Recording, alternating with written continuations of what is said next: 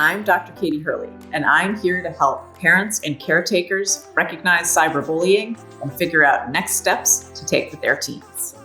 It's important to remember that cyberbullying is a pattern of behavior.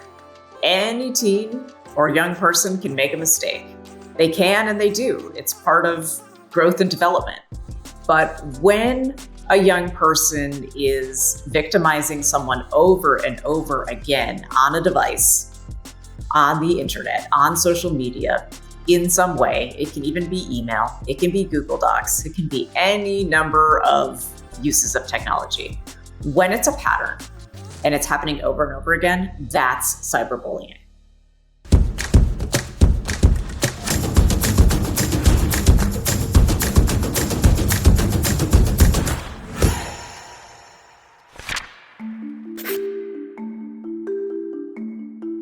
Step 1, don't freak out, remain calm.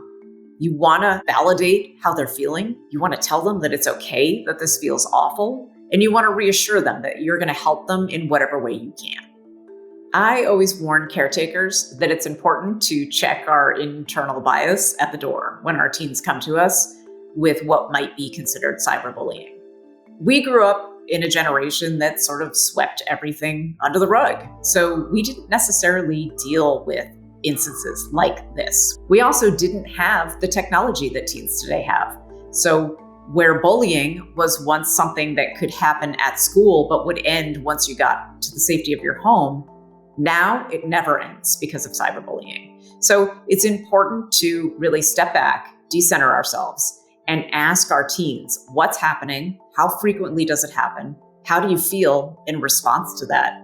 And what can you do to step away from it?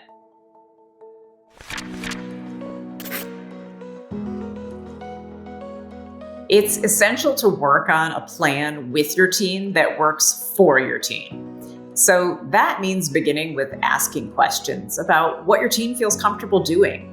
How do they want to handle this situation? Some teens will just want to take a social media break or block some numbers in their phones. That's a pretty common solution.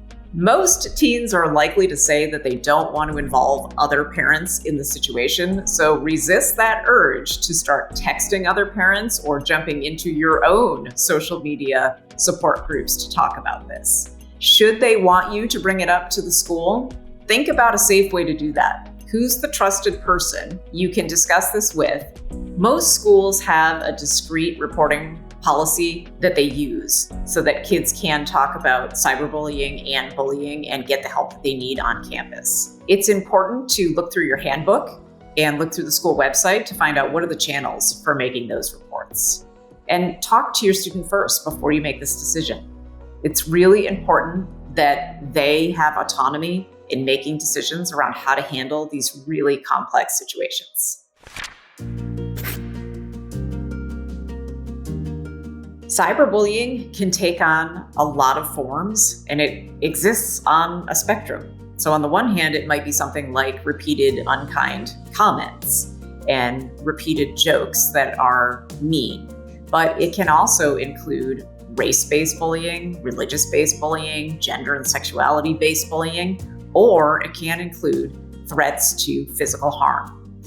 If you get to this end of the spectrum where you're seeing these specific threats or race or gender or religious-based bullying, that's something that you really need help with beyond just your family.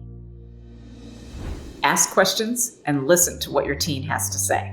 When you make decisions together and you listen to one another and you brainstorm before you start reaching out to other people, you really build a relationship based on compassion and caring, and you get to the heart of the matter for your teen.